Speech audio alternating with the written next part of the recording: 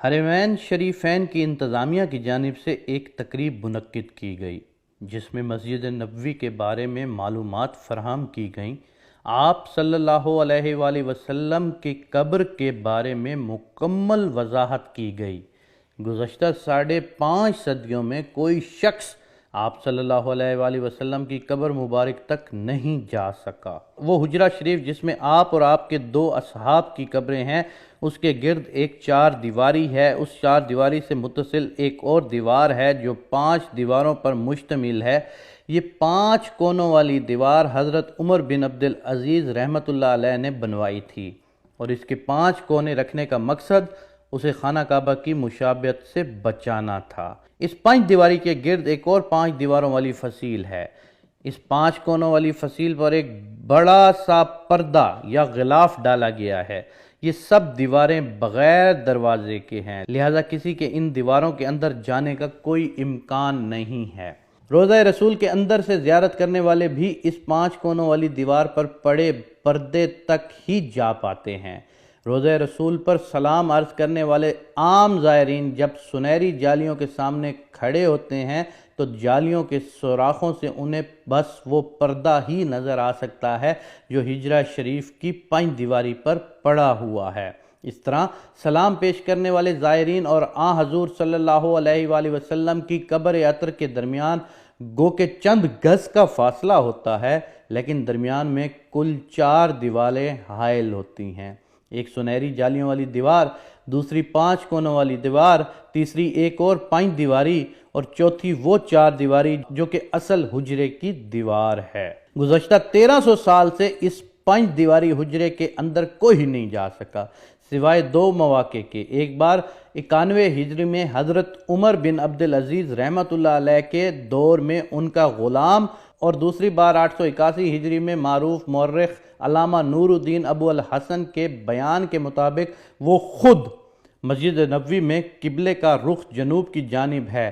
نبی پاک صلی اللہ علیہ وآلہ وسلم کا روضہ مبارک ایک بڑے ہال کمرے میں ہے۔ بڑے ہال کمرے کے اندر جانے کا دروازہ مشرقی جانب ہے، یعنی جنت البقیع کی سمت۔ یہ دروازہ صرف خاص شخصیات کے لیے کھولا جاتا ہے۔ اس دروازے سے اندر داخل ہوں تو بائیں جانب حضرت فاطمہ الزہرا رضی اللہ تعالیٰ عنہ کی محراب ہے، اس کے پیچھے ان کی چارپائی ہے۔ العربیہ ویب سائٹ نے محی الدین ہاشمی کے حوالے سے بتایا کہ ہال کمرے میں روضہ مبارک کی طرف جائیں تو سبز غلاف سے ڈھکی ہوئی ایک دیوار نظر آتی ہے۔ 1406 ہجری میں شاہ فات کے دور میں اس غلاف کو تبدیل کیا گیا۔ اس سے قبل ڈھانپا جانے والا پردہ 1370 ہجری میں شاہ عبدالعزیز آل سعود کے زمانے میں تیار کیا گیا تھا۔ مذکورہ دیوار 881 ہجری میں اس دیوار کی اطراف تعمیر کی گئی جو 91 ہجری میں حضرت عمر بن عبدالعزیز نے تعمیر کی تھی۔ اس بند دیوار میں کوئی دروازہ نہیں ہے۔ قبلے کی سمت اس کی لمبائی 8 میٹر، مشرق اور مغرب کی سمت 6.5 میٹر، اور شمال کی جانب دونوں دیواروں کی لمبائی ملا کر 14 میٹر ہے۔ کہا جاتا ہے کہ 91 ہجری سے لے کر 881 ہجری تک تقریباً 8 صدیاں کوئی شخص آپ صلی اللہ علیہ وآلہ وسلم کی قبر مبارک کو نہیں دیکھ پایا۔ اس کے بعد 881 ہجری میں حجرہ مبارک کی دیواروں کے بوسیدہ ہو جانے کے باعث ان کی تعمیر نو کرنا پڑی۔ اس وقت نامور مورخ اور فقیہ علامہ نور الدین ابو الحسن مدینہ منورہ میں موجود تھے، جنہیں ان دیواروں کی تعمیر نو کے کام میں حصہ لینے کی سعادت حاصل ہوئی۔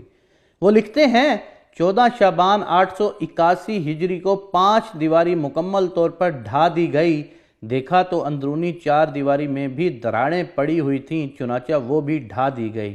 ہماری آنکھوں کے سامنے اب مقدس حجرہ تھا۔ مجھے داخلے کی سعادت ملی۔ میں شمالی سمت سے داخل ہوا، خوشبو کی ایسی لپیٹ آئی جو زندگی میں کبھی محسوس نہیں ہوئی تھی۔